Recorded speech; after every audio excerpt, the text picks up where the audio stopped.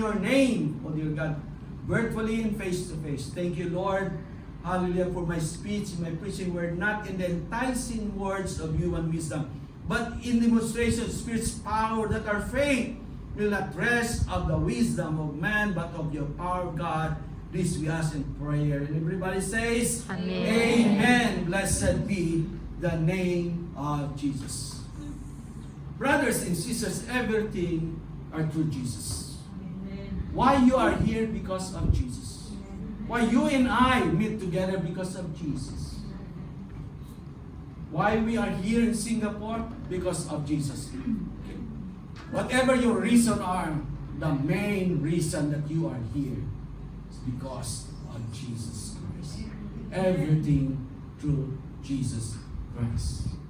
The breath that we have is from God Himself through Jesus Christ. Everything, my brothers and sisters, whatever your reason are, above all, is Jesus. We have experienced mistakes, errors in our decisions.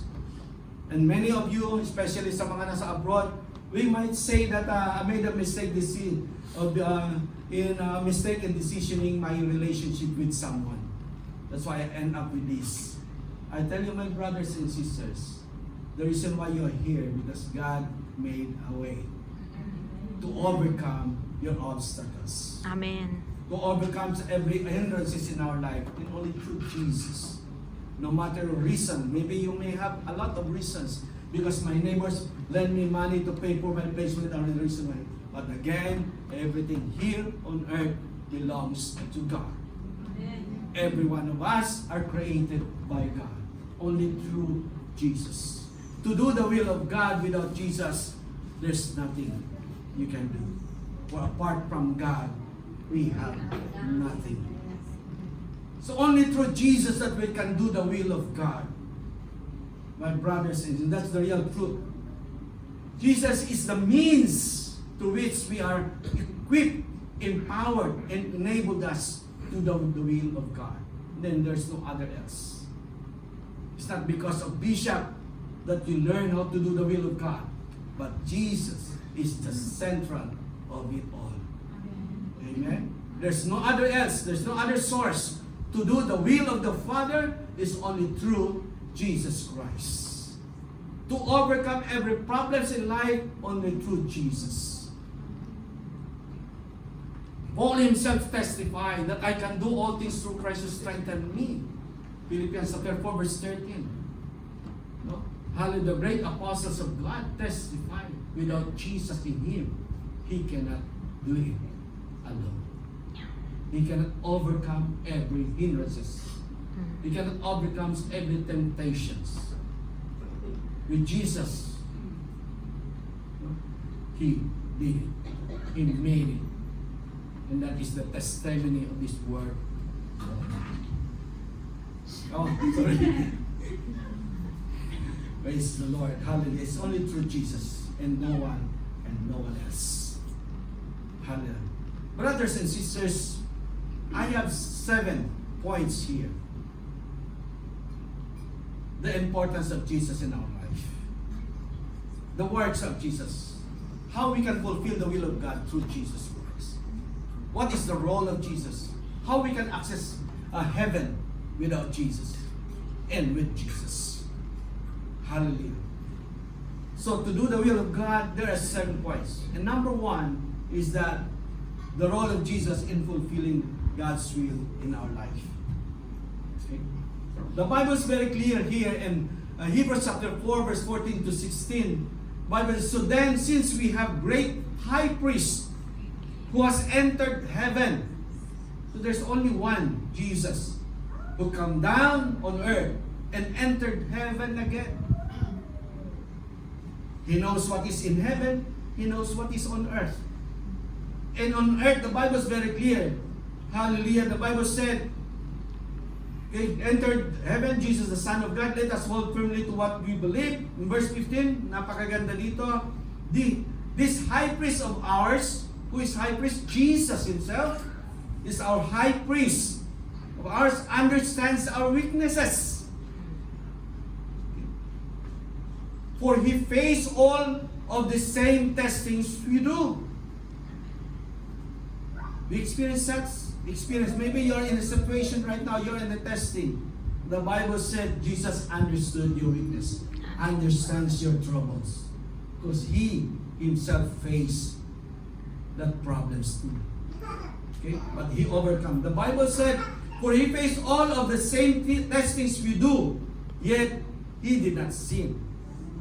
So let us come boldly to the throne of our gracious God. There we will receive His mercy, and we will find grace to help us when we need it most. Hallelujah. And 1 Timothy chapter 2 verse 5, the Bible said, for there's one God and one mediator who can reconcile God and humanity, man, Christ Jesus. He came down to earth. He understood what is the living on earth. He understood how the creations of God live on earth. With all the sufferings and weaknesses, He understood because He lived as a human.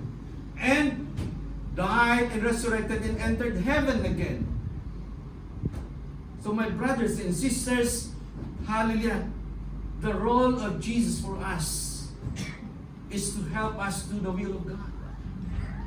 We cannot say because you are God, you do. You'll be able to do the will of God.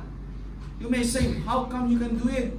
The Bible is very clear. He came down in heaven as human being.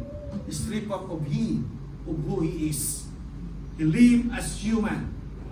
Nagpakatao po siya. Kaya hindi po siya sabihin taong Diyos. Tao po siya nung nandito po siya sa lupa. Remember that. He suffered pain and suffering and shame. We know that if you watch about the crucifixions of Jesus, the passion of the cross, we know how shameful, hallelujah, all the embarrassment, hallelujah, hallelujah. And that's why in here we can say here that whatever the humility of Jesus overcomes all. And that's why the Lord very clear, He is the role of Jesus. He is the role model for us to do the will of God.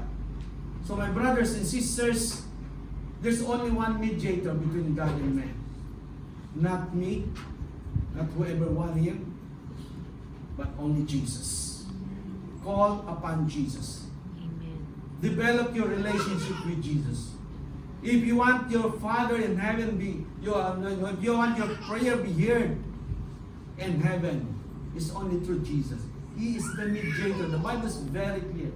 There's only one name given under heaven for all men to be saved. There's only one name who will mediate us to the Father. It's only the name of Jesus Christ. Amen. There's no other name. Don't come to Jesus, God, in the name of what Bishop preached. No, not like that. You don't need to mention my name. Lower my name. Let God be lifted up. Let God's name be lifted up here, my brothers and sisters. For I am not worthy to be on the same level with God. So when you call God in the name of Jesus, hallelujah. So my brothers and sisters, we can come boldly before the throne of grace of God through the Lord Jesus Christ. Amen. In the Old Testament, there are priests who mediate us. Assigned priest of God, anointed priest of God in the Old Testament to mediate us of our sins in the Old Testament. But with Jesus, He set us free. No? Not only that mediate us, just the name of Jesus, we are set free from the bondage of sin. That we can go direct to God the Father in the name of Jesus. That's the difference. In the Old Testament, you bring sacrifice offering. In the priest will bring the blood of the sacrifice offering, sprinkle into the Holy of Holies. so that your sins be forgiven. But in Jesus' time, we are the New Testament people in Jesus' times. You and I are set free. Is set free. His death set us free from the bondage of sin. In that way, God allows us, Lord, to be able to come to the throne of the Father God boldly in the name of our Lord Jesus Christ. Hallelujah. So napakaganda po ang ginawa po ni Jesus. Hallelujah. So there's no other way to fulfill the will of God, only through Jesus Christ. Amen. Number 2, Jesus Christ is our only access to the Father God. There's no other way. No? Walang daang pa Baguio, walang padaang pa Norte o pa South, walang daan papuntang West. There's only one way. Through our Lord Jesus Christ. In Hebrews chapter 10, verse 19 to 22, the Bible is very clear. And so, dear brothers and sisters, we can boldly enter heaven's most holy place because of the blood of Jesus. Because of the blood of Jesus. Nakita niyo po ang halaga ng blood of Jesus? The importance of the blood of Jesus that need to be part of the cross. That blood of Jesus, to whoever believes and receive Him as their Lord and Savior, that blood is shed upon you. With that blood that you have carried in you, you have access to heaven. So don't waste the death of Jesus Christ. Don't waste the blood of Jesus pardon on the cross, because that is once and for all. There's no other lamb offerings that will come for our sins. Okay? Hallelujah. But there's only one, Jesus. One death. And there's no other second death. The first coming of Jesus is as a lamb offering. But the second coming of Jesus is like a lion of Judah, a judge. So don't waste the blood of Jesus. We have only one way to reach heaven. Only through Jesus Christ. The Bible said, by His death, Jesus opened a new and life-giving way through the curtain into the most holy place.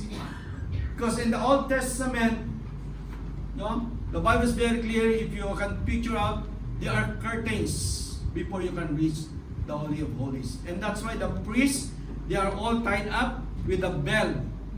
Okay, with a bell on their legs.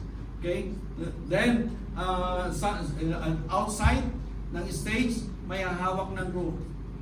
Okay? Para pag habang the priest walking into the Holy of Holies, nagbe-bell yun, ito alam, buhay pa yung priest. Because if the priest is unworthy, right away, mamamatay po siya. Kaya hihilain nila doon, because no one can come to the Holy of Holies.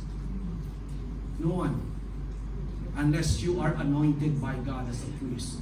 So kapag wala ng bell, atake nila yon, you pull out. Because they cannot go in to the Holy of Holies, so they have to pull in. Pull out. Ang priest pag namatay, the priest is unworthy. So there's curtains before the Holy of Holies. That's how difficult, no, to experience the holiness of God. And there's more, in our worship today, nag-breakthrough po. We are in the Holy of Holies when we sing that, when the angels comes in the Holy. I really feel that I'm in the place of Holy of Holies.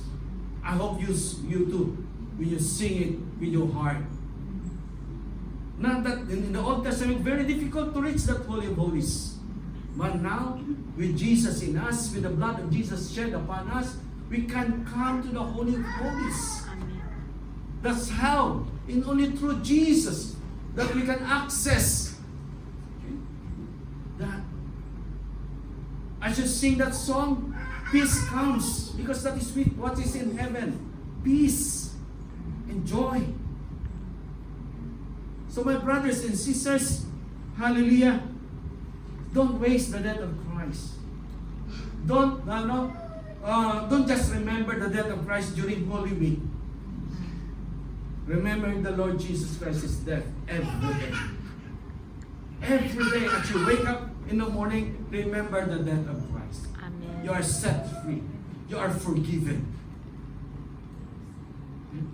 God gives you hope. That's why you have still life. You're still alive. God gives you hope.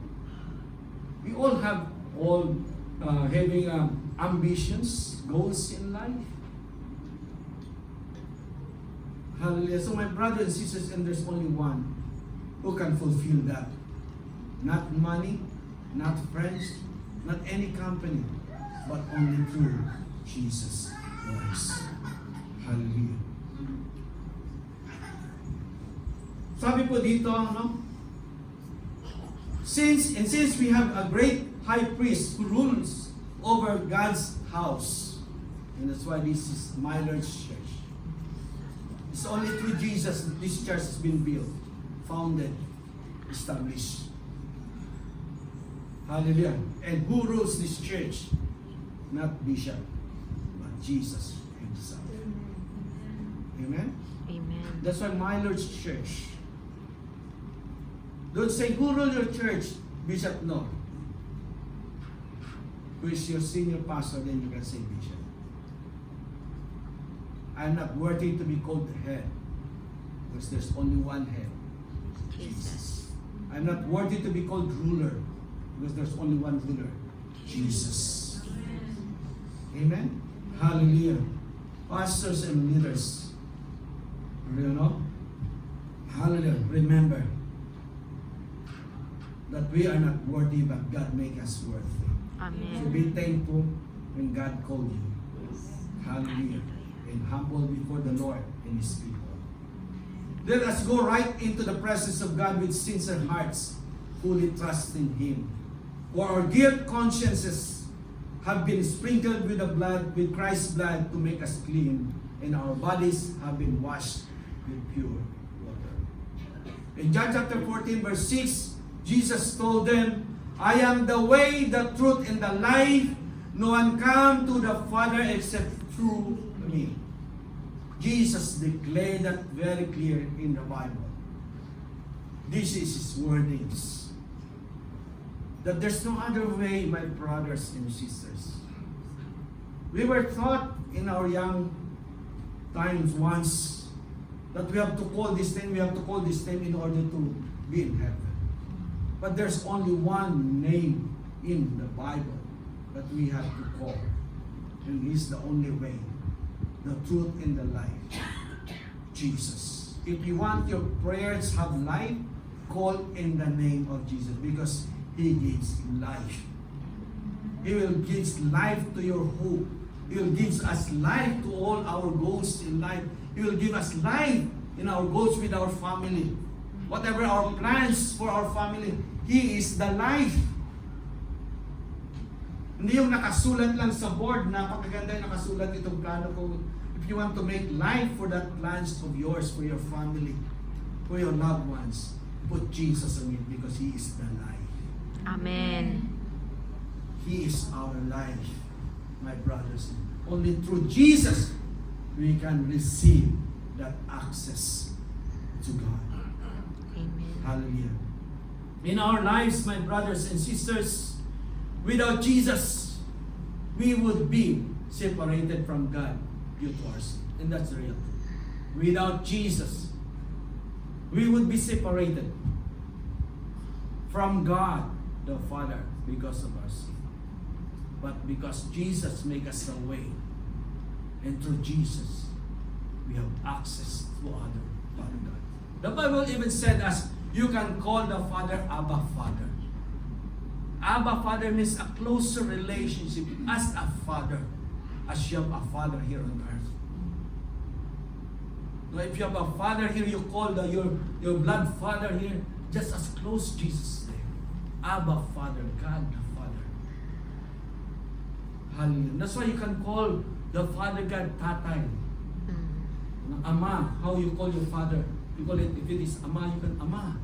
You can call it. Daddy, you can call anyone. If you're used to it, if you're too close to the name of Daddy, then you can go when you pray, Daddy God.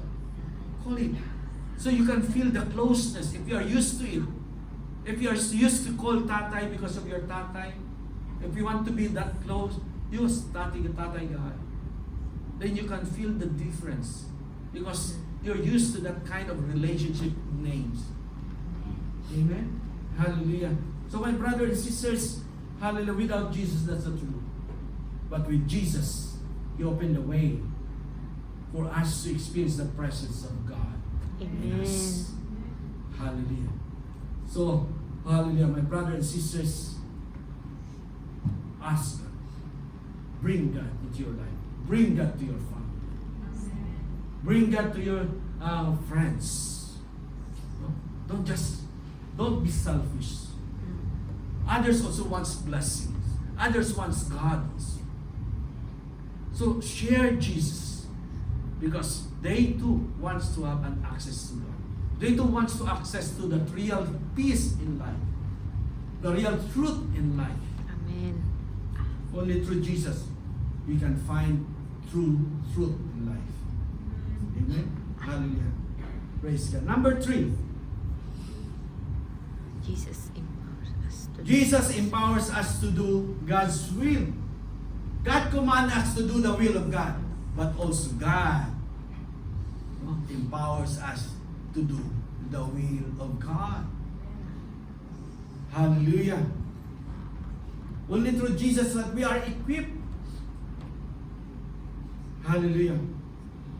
In John 14 verse 26, the Bible said, but when the Father sends the advocate, who is the advocate? The Holy Spirit, as my representatives.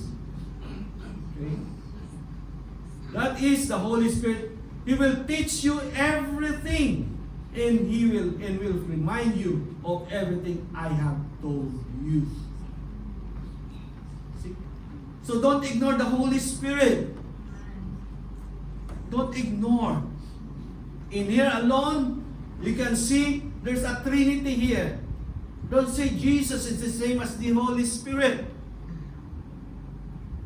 Okay, I just want to highlight this doctrine that we believe in Trinity, the Father, the Son, and the Holy Spirit. In this verse itself, when the Father, that's God, sends the advocate as mine, is Jesus. Advocate is the Holy Spirit. There are 3 persons in one God. Yeah? So just want to make sure, no? That Jesus empowers, through Jesus the Holy Spirit comes. It is Jesus' prayer, no, to the Father to send the Holy Spirit as He go back, as He ascend to heaven. You can see that? If God doesn't love us, God just come here just for show, no? He will not send the Holy Spirit here. If He comes here just for show. Just He comes here to give you a false hope. No. When He died and ascended to heaven, He asked the Father to send the Holy Spirit. That our hope in Him while He is on earth will remain. No? That we continue hope because the Holy Spirit is in us. And the more He is closer to each and every one of us. If Jesus doesn't die, did not die, then kailangan natin that we need to go to Israel para lang po mamit natin si Jesus. So far. Diba? He ascended to heaven. He asked the Holy Spirit for Him to be near you, near me. Amen. That as we receive God, the Holy Spirit is here. The Bible is very clear. We are the temple of the Holy Spirit. Each and every one of us is the temple of the Holy Spirit. That's how close God is in us. Amen. That's how close God is in us. He is in us. Hallelujah. Lagi po natin kasama siya. And that's why the Bible said in Psalms 139, He knows our getting up and sitting down. No? He knows what is our on the right, on the left. He knows everything. Why? He is in us. He is in us. He knows your weaknesses because He's been there. He knows our struggles because He's been there. He knows our problems because He's been there. My brother and sisters. That's why He knows, no, what we need. Okay? So when He sent the Holy Spirit will come to us as the way we receive Jesus Christ. Receive the Holy Spirit as you receive Jesus Christ. Because the Holy Spirit is the advocate of God. He will teach us the way to salvation. He will teach us the way to righteousness. He will teach us the way of a good life, a better life. He will teach us the way, no, of peace. No, hindi po yung pupunta ka sa Davao para makahanap ka ng peace. No? Fish Pero peace doon. Yung talagang peace talaga. Hindi yung peace isda, ha? Okay. Mga bangos pa na. May miss bangos tayo dito. Peace. So my brothers and sisters, the Holy Spirit's purpose is to remind us the plans of God. Is to remind us the promises of God. And that's why, no, it's not only by Sunday that you will learn about the promises of God. Read the Bible. Okay, there's a lot of things right now that we can hear the Word of God. Marami ngayon sa Facebook nagpapapap. Huwag niyong i-ignore yun, basahin niyo. Huwag niyong paglabas ng Word of God sa Facebook, lampas. Pero kwentong buhay at nagtatagal. Kwentong artista nagtatagal, pinapanood ng isang oras. Pero pag Word of God nang babasahin, minsan isang verse na nga lang nilalagay. Isang verse na lang nilalagay, hindi pa mababasa. Pero wala pa akong nakita nag-post Jesus Web, yung pinaka-short. Pag yun, na-ignore nyo pa rin yun. Pag nag-send ng Word of God of Jesus Web, hindi nyo pa mabasa yun. No? Ewan ko na lang kung ma-ignore nyo pa yun. No? Yun na lang pinaka-shortest verse sa Bible. Wala pa akong nakita nag-post sa Facebook, yung Jesus Web. Yung pinaka-short. Pag na-miss nyo pang basahin yun, ewan ko lang.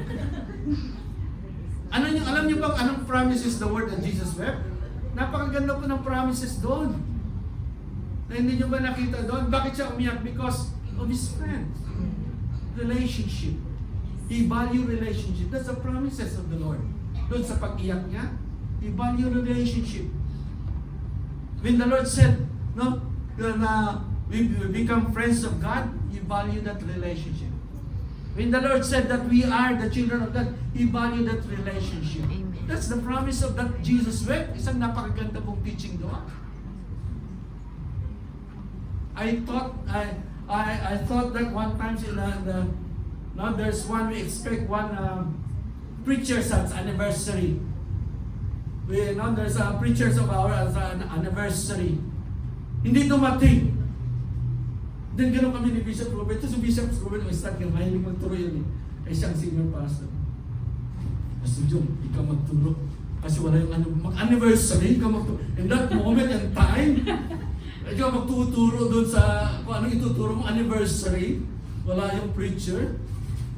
Kami lang mo, isang memory verse ng mga ng Jesus wept. And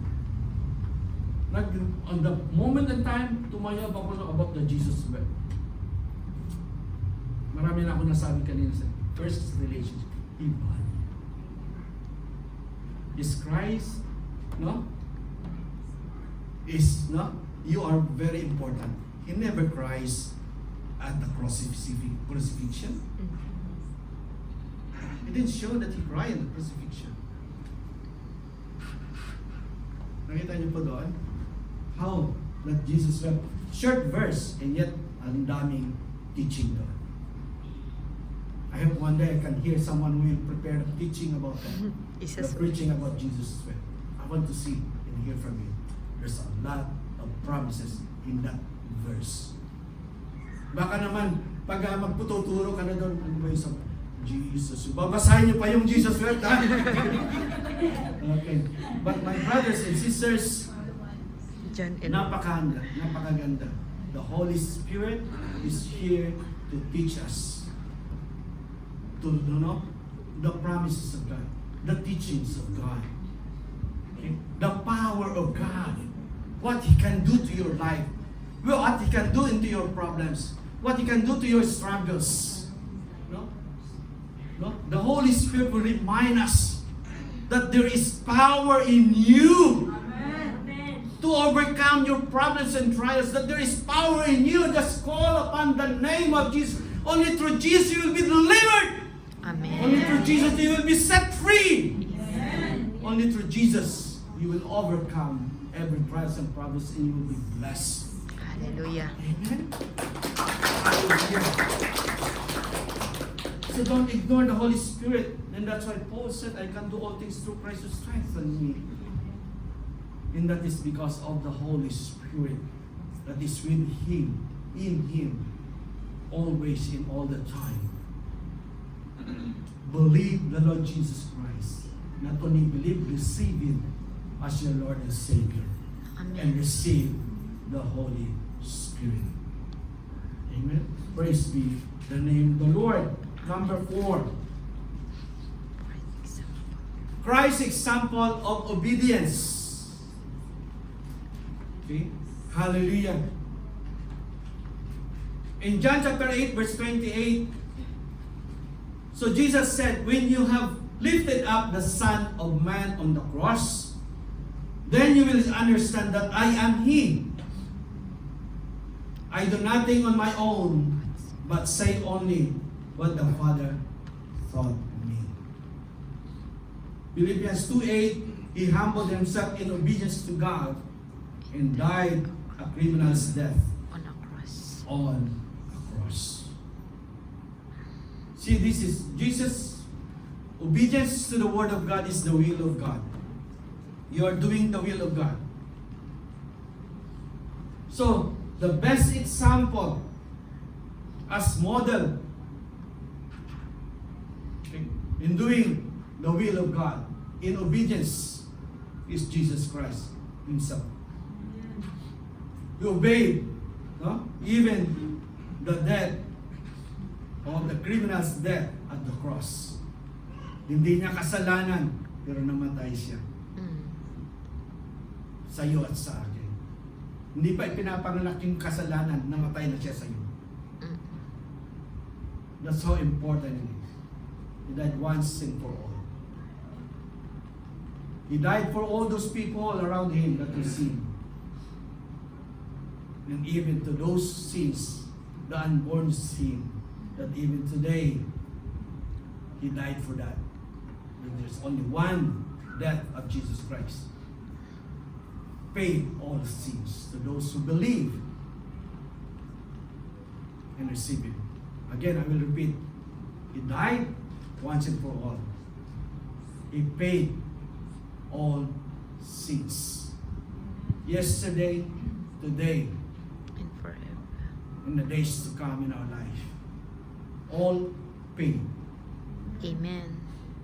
And that's why my brothers and sisters, come to Jesus. There's only one who can forgive our sins and set us free from that bondage. Set us free from all kinds of guilt sa gawa nating mga kasalanan. Don't say hindi ka nagkasala. Yung pagtingin mo lang kay sister, ano ba yung, anong feeling ng isa ng pagtingin?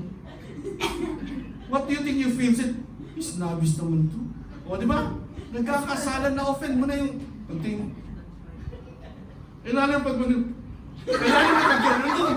Mas lalo ba kasalanan yun? No? Hindi ka nga nagsasalita pag ganun pa rin. Yung pala, tama, facial expression pala, di ba? Lagi ka lang na mga ganun. Facial expression, pero nakakasakit ka rin. Tingin mo ganun. Di ba, malalis mo. Pero nakakasakit ka pa rin, akala niyo, di ba? You can still offend. Kaya try to remove those kinds of mannerism. Na baka mannerism ka na gano'n, na yung mahilig. Marami ako nakikita ang mannerism is that yung makatilaki ang ilong. Marami ako nakikita, makatilaki ang ilong na gano'n. So try to remove that kind of mannerism. Kasi pag nakaharap ka, nagkasala ka na kasi na-open mo yung gano'n, wala ka ng intention. Pero nagkasala ka in spirit. Kasi you offended someone. That's why kailangan humingi tayo ng tawad. No? Yun nga, walang intention pero naka-offend ka pa rin. Tama po ba? Ano yun? Gagano pilit kong patangusin yung ilong. So my brothers and sisters, Jesus is a good example. He shows Himself kung paano po maging example. And that's why let us continue to look upon Jesus. Okay? When there's temptation comes, when the obedience is the issue, no, when temptations comes, when obedience is an issue, look upon Jesus. How? No? How He overcome without sinning the temptation in terms of obedience. No? Yung pagpunta natin dito, napakaraming temptation. Una, masarap matulog. Nalaking temptation, gigising na. Tapos bigla, the way you overcome it, gigising ka. Tapos, sira ang MRT. Late na ako. I'm so late, the MRT is not there. I have a reason. Just, no, Pastor, hindi ako makarating because my reason. Daming temptation. Amen? Meron naman tayong afternoon service na. Diba? So wala nang masira yung meron afternoon service. So one thing, my brothers and sisters, there's a lot of temptation when it comes to obedience. Amen. There's a lot of temptation in the area of our life, but especially in the obedience of the will of God. Obedience to the Word of God. Napakaraming temptation. The truth is, forgiveness na lang, naasar ka. Mamaya ko na lang siya patawarin. Tagal pa. Pero ang forgiveness supposed to be now. Kagad, dahil the Bible is very clear, huwag mong bigyan ng butas, don't give a foothold. No, they don't give the devil a foothold. Or foothold means isang butas lang na makapasok ang kasalanan sa buhay mo. Kaya times right now nakasala siya, ganun, forgive right away. Lord, I forgive you. Don't give them the enemy para makapasok yung kasalanan sa ating buhay. Amen? So when there's a temptation when it comes to obedience, that is a lot. There's a lot of testing. To all Christians, there's a lot of testing that we will experience in obeying the Word of God. A lot. Pagdating sa pagsunod. Because the work of the enemy, Satan himself, no, is not happy that you follow the Lord. He's not happy for you to hear the Word of God. Because the Word of God are true. What Satan wants us to hear are all lies. So every time the Word is being preached to you, you are hearing the truth. And you can differentiate what is true and wrong. On true and false. So that's what the enemy will be there to distract you. Okay? When it comes to obedience. So, look upon Jesus. Learn how He overcome without sinning when it comes to obedience. Hallelujah. Number 5. I hope I can finish it before. Our identity in Christ. You bear the name of Jesus. That's why we are created. Now you know that we are created by Him. We bear the name of Jesus. 2 Corinthians chapter 5 verse 21, for God made Christ, who never sinned, to be the offering for our sin, so that we could be made right with God through Jesus Christ. Okay, hallelujah, malinaw po dito. This means that even though we still sin, God sees us righteous because of Jesus Christ. Amen. The identity of Jesus Christ in us, that's what the Father sees us. Without Jesus, the Father sees us unrighteous, not worthy. But with Jesus in us, that is the identity of Jesus that we have. That's why very important. And that's one of the reasons why when I'm going to want to become Christians, I have to, it's a must to receive Jesus Christ. No? Receive Jesus Christ in your life because you're receiving the identity of Jesus Christ. It's not the way of tradition na pag naging Christian ka, you need to receive Jesus because of, para maging Christian. The importance is that you receive the identity of Jesus Christ. You're receiving it. And we are the witness of that. And that's why you have to declare it.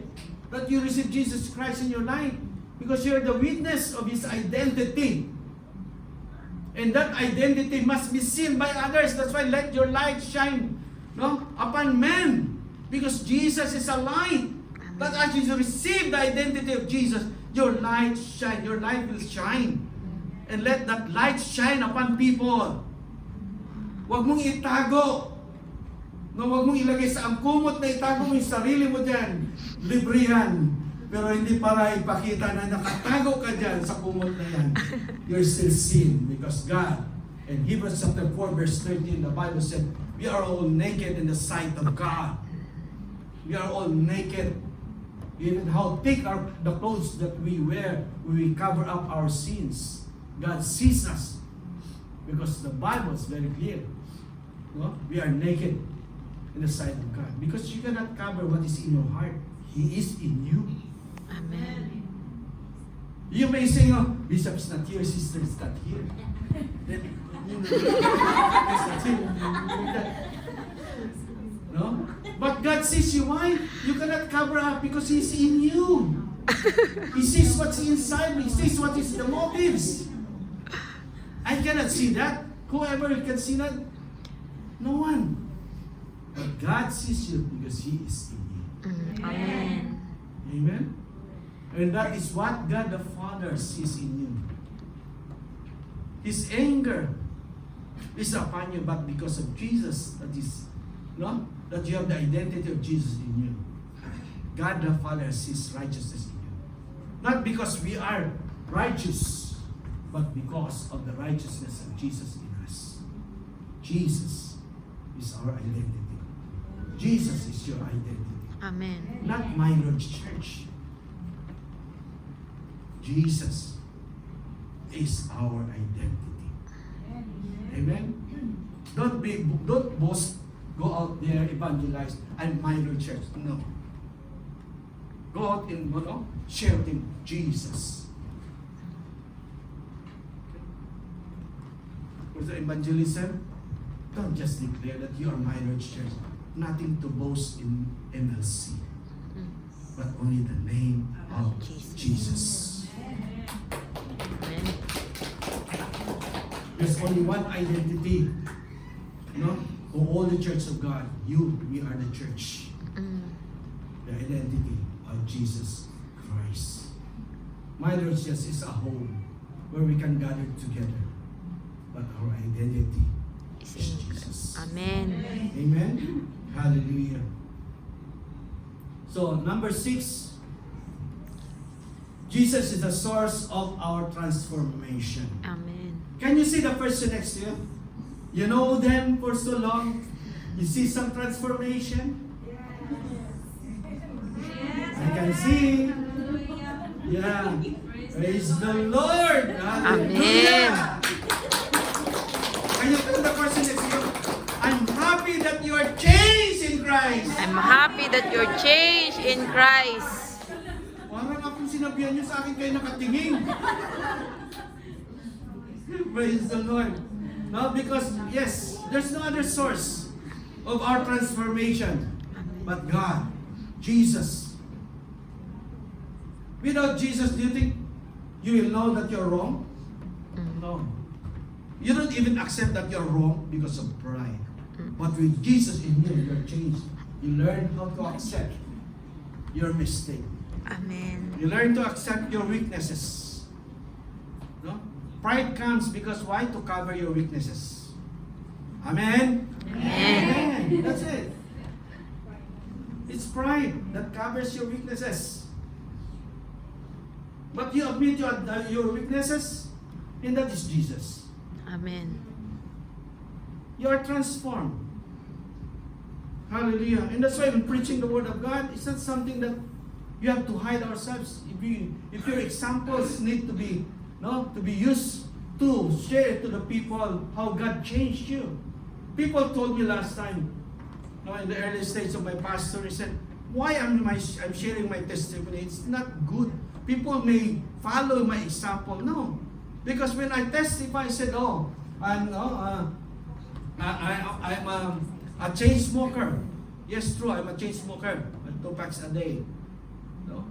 I didn't change that. I say it to them that I'm a chain smoker before. But praise God, God changed me. No? Changed me. That's the power. Transformation. That He changed you. No? Yun po yung tutog po na ito, that there's only one. That's why back again to the Word of God, John chapter 15 verse 2, the Bible said, apart from Him, you can do nothing. So we need Jesus for our transformation. Okay? Yun. Pero pag yung mataba tayo, nagpapagawan tayo, diet yan. Tayo yan.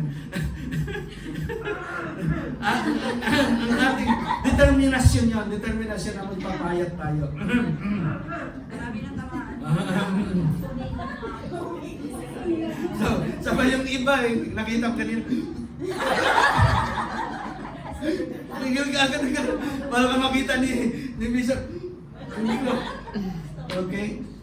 The Bible said here, in Romans chapter 8, verse 29, for God knew His people in advance. Alam niya na po yan. God knew His people in advance. And He chose them to become like His Son. So that His Son would be the firstborn among many brothers and sisters. God knew you in advance. Amen. That's why you say, am I called? Kaya ako nandito. I believe so. Because God knew in advance. Sister, you're the first time you are here. I think God knew you in advance. Amen. And all of us, God knew you in advance. The reason why you are here. God knew you in advance. Okay? You are. No, the Bible said Jesus is our eldest. Because the Bible said that He would be the firstborn among many brothers and sisters. He is our brother, not only God, not only our Lord, but He is our brother, eldest brother. Bro! No, the eldest brother, the Bible is very clear. He's the firstborn among many brothers and sisters. It's a relationship that transforms us. Relationship. No? Our relationship with God transforms us. Amen? Hallelujah. Praise the Lord. We are not only forgiven but also transformed. The Holy Spirit works in us to make us more like Christ, and His transformations allows us to do good works that reflects God's character. As we grow in Christ, we are gradually transformed to reflect His character. Amen. So ito yung makikita mo. This is what you see when those people transform. You will see the reflections of the character of Jesus. And I could say in my life, the first thing that I see myself that transforms me is that my pride. Too much pride. No, because I told you in my testimony before that though we are poor, but God allows me to finish my studies because God empowers me with intellect. That I managed to get a scholarship to finish my studies in college. And I didn't know that pride started to approach up in my life. Study, become a professor in Adamson University, then become an engineer, successful engineer. I reached my top highest electrical engineer, as an electrical project engineer, as an engineer. When I built the KL Tower and the KLCC, I was involved in the doing the MRT lines here. I reached that level, become an electrical engineer, then become a project. So, nung I was in Malaysia, I was the project engineer of Malaysia Liquefied Gas number 2. That is the biggest, one of the biggest project that I handled. Na pag tinignan mo yung the other module, the reds, na how big, you can see the people said something very small. That's how big and wide I handle as a project engineer, as an electrical engineer. And my pride reached when I was praised by the European Western people, because there's one problem that they couldn't resolve during the time. I didn't know that there's a problem in the issue handled by one of the American, handled that one, the system, and I was inspecting. And I thought, I didn't know that it's been weeks, then they're finding solutions for it. And I just passed by and passed by, and one of the supervisors, a Filipino, he called me, "Sir, say, help us to solve this problem. What's your problem?" Then I know that his superior is American. He said, "No, we've been trying to solve this problem, this like that. Oh, like that, you know." Then I just took my notebook, a small notebook, allow me to extend a bit. Then I write what he said, and I just draw it to him. In just 2 minutes, I provided a solution. I give it to him, and I waited to do the solution. In just in 5 minutes, the actual solution, the actual problem, was solved. They've been solving it. They have a research study with all the AMO guys, the Australian, the American, who was there, the Australian, American, British. My boss is British also. I didn't know that he's there. I was the project, but he didn't involve me. They were all there to study how to solve it for weeks. And God empowered me that with just 2 minutes, I give a solution. And they called me. Thank you.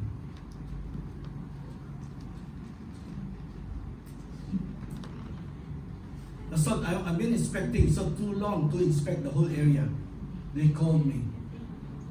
I know when they called me, because the supervisor reported already solved the problem solved.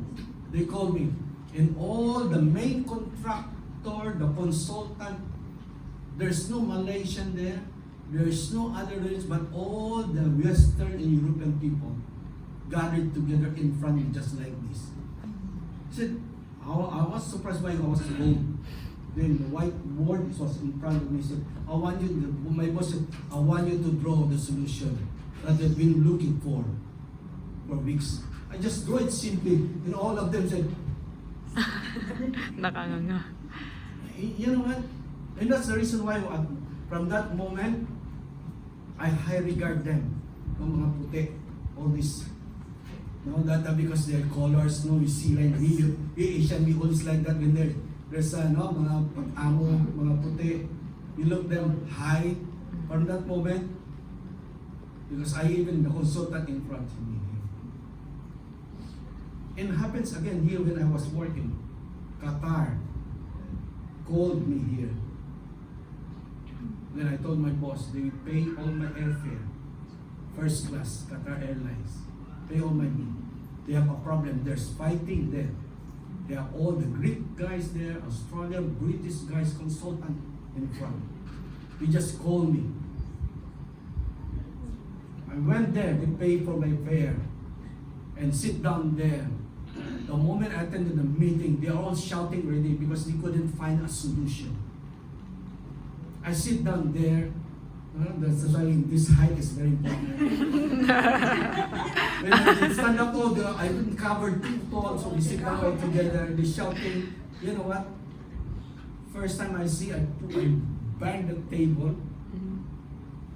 Man, you called me to pay for my airfare, pay for my hotel, just to be here, and you don't even allow me to speak. You front of you. I told them with that in front of them. And they all quiet. And I just say the solution one day. Then the consultant said, meeting adjourned. In 15 minutes, I explained the solution. Meeting adjourned. After that, I go up. The consultant comes to me, can you send me on this one email what you have said, things like that. So, solution so. God empowered me with that intellect. That's why I thank God for that. Amen. So the transformation is not because we are poor. Nandun po ako sa Tagum. Sa bukid pa, sa bundok na masara ng Apex. And people in Manila, they are boasting, they said that they are all talented, talino. I grew up from there. Is that where you believe? That you are poor in mind?